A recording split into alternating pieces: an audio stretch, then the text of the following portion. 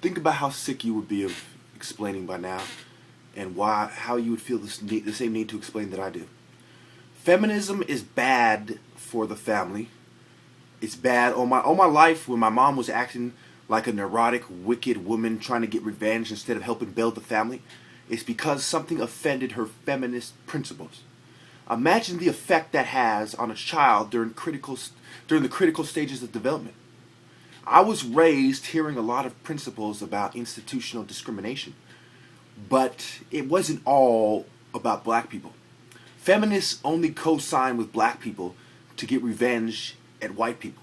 Something that the white power structure did, the white upper class and the white middle class has done historically, whether it is their faith in Christianity, whether it is putting women in their place, their God-given place, whatever it is, offended a bunch of Lilith succubi demonic whores, aka feminists.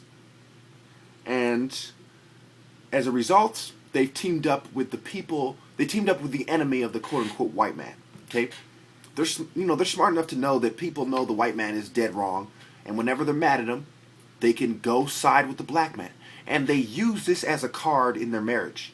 They're like, oh, you better treat me right, or I'm going to divorce you, take the money, and go sleep with a black guy with a big dick who's half my age. Believe me, it happens. Why do you think they're called cougars? Why do you think they're called snow bunny? Believe me, it happens.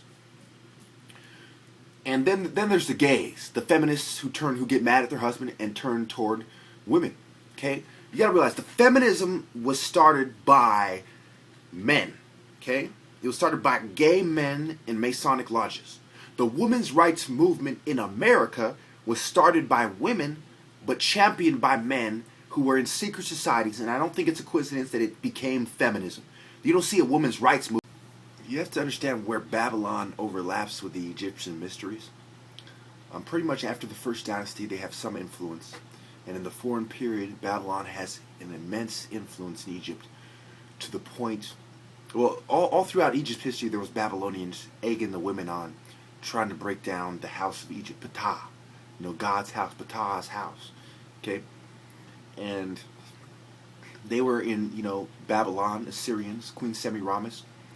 And, later on, the roles would kind of switch where the Queen of Sheba and the King of Solomon, King Solomon most likely was, Berber-skinned Semitic with black DNA, but I'm not sure. I'm just using that name because that's pretty much about how they look, from my understanding. Anyway, women want to see a relationship as a tug of war where everything has to be equal, okay? That is what a relationship is. But it's how they define equal is the problem. A woman, can scream rape, okay? A woman can say no. A man produces sperm at a higher rate, okay? He has a higher sex drive, we all know that. Women are going to say dumb shit like, no they don't. Maybe a fat, desperate woman who's got a serious complex has just as high of a sex drive as a man, but the trend is that women have less sex drive than men. Therefore, it makes no sense for them to be equal. They're not tough. You realize that hormones have a lot to do with how it's not just, oh, this guy just has a dick. He has a dick and everything that comes with it, you dumb bitch. Which means that personal attachment to God. Why do you think there's phallic symbols? Man, the things, it's like, I don't know where to start because these bitches have twisted everything. Okay, make a long story short. Feminism is wrong. It's evil. It breaks down the family structure. Equal in the yin and yang is not white, black. It's like, it's complicated. There's a little bit here, a little bit there, because a woman has a certain role that allows her a certain equality, especially in America where she can pick her husband, a right that she has no business having, and we see how women's abuse that. We see how women's judgment has led this country to hell and how they blame men every time when they're the main manipulators. Ask yourself, who's more manipulative, a woman or a man? Who's at work while the other person is manipulating the shit out of every fucking thing, so by the time they get home, they have it their way, and if they don't, they say, oh, I don't feel like having sex tonight, honey, and the man understands on some level that it's not a coincidence. Thank you.